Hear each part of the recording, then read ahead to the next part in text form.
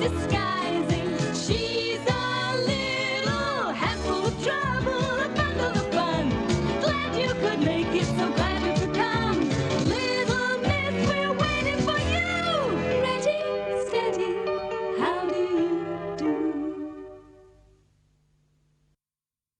Little Miss Tiny was extremely small. Not very tall at all.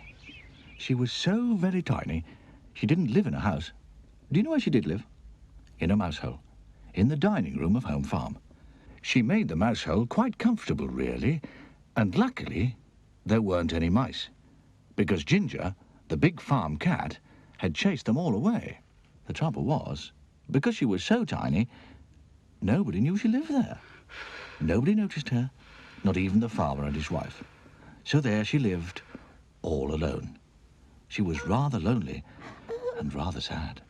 Oh dear, I wish I had someone to talk to. One day, she was feeling so lonely she decided to be very brave and go out for a walk. Come on, Tiny, best foot forward.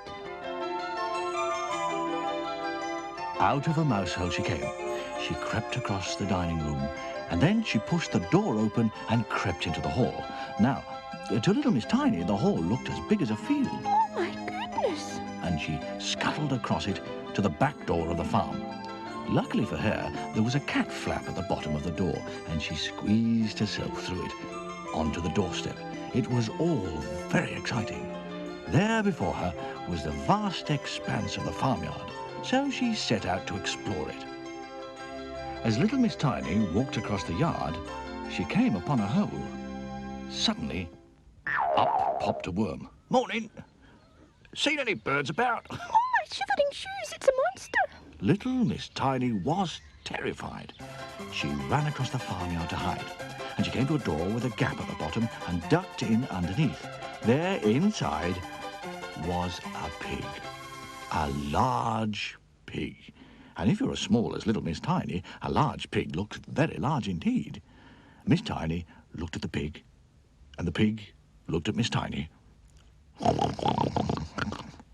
He grunted and moved closer to inspect this little person who'd entered his sty. Oh, my trembling toes. Miss Tiny shot out of the pigsty as fast as her little legs would carry her, which wasn't very fast because her legs were so very little. She stopped to catch her breath. Oh, my knocking knees. When she recovered her breath, she climbed up on a large stone to see if the pig had followed her. Fortunately, it hadn't. Well, thank goodness for that. But suddenly, the stone began to move. Oh, chattering teeth, what's happening now? Fierce, please! Move right along the bus, please! But it was only a harmless old snail. Little Miss Tiny jumped down and ran across the farmyard. She ran right round the back of the pigsty before she stopped. She leaned against the wall and put her hands over her eyes. And suddenly, she heard a noise. A very close noise. A sort of breathing noise. Very close indeed. What's that? She hardly dared take her hands away from her eyes. But when she did, she wished she hadn't. What do you think it was? There, right in front of her, looking at her with green eyes, Ginger, the farm cat. Oh, poor little Miss Tiny.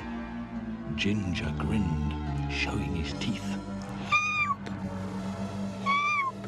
Oh, it's a lion! Please, somebody help! Little Miss Tiny shouted at the top of her voice. The trouble was, the top of little Miss Tiny's voice was not very loud. Ginger grinned another grin. Every day, Mr. Strong went to Home Farm to buy some eggs. He liked eggs, lots of them. And that particular day, he was walking home across the farmyard when he heard a very tiny squeak. Now, what was that? There it was again. It was coming from round the corner. He looked round the corner and he saw that Ginger had trapped poor little Miss Tiny. Help! Oh, help! Please help! Shoo, come on now, go away, cat. Mr. Strong picked up little Miss Tiny very gently. Hello. Who are you? I'm Miss Tiny. Yes, well, you are, aren't you?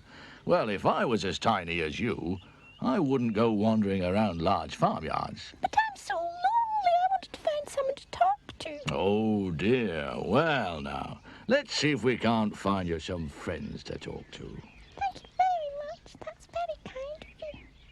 And now, every day, Mr. Strong collects little Miss Tiny and takes her off to see her friends. 3 days ago, he took her to see Mr. Funny, who told her so many jokes that she just couldn't stop laughing all day. and then, a couple of days ago, he took her to see Mr. Greedy, who told her what he usually had for his favourite breakfast.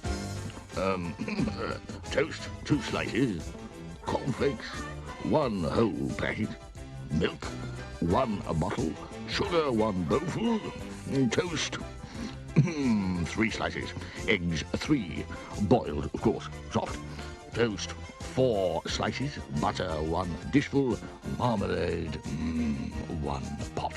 That's much too much for tiny little me. I couldn't possibly eat all that. Well, for you, divide by 100. Yesterday, Mr. Strong took her to see Mr. Silly, and Mr. Silly showed her how to stand on her head. That's very silly. Oh, yes, well, thank you. And guess who she met today? Somebody who's become a special little friend. Mr. Small. I never thought I'd ever meet anybody smaller than myself. Just you wait till I grow up. Oh, oh, I see. Oh, jolly good. Oh, fine.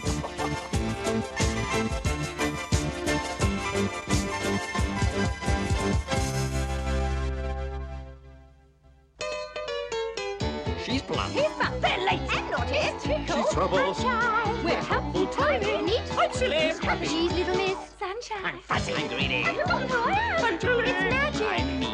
Buzzer. Daydream. Scatterbrain. Get the basket. Splendid impossible team.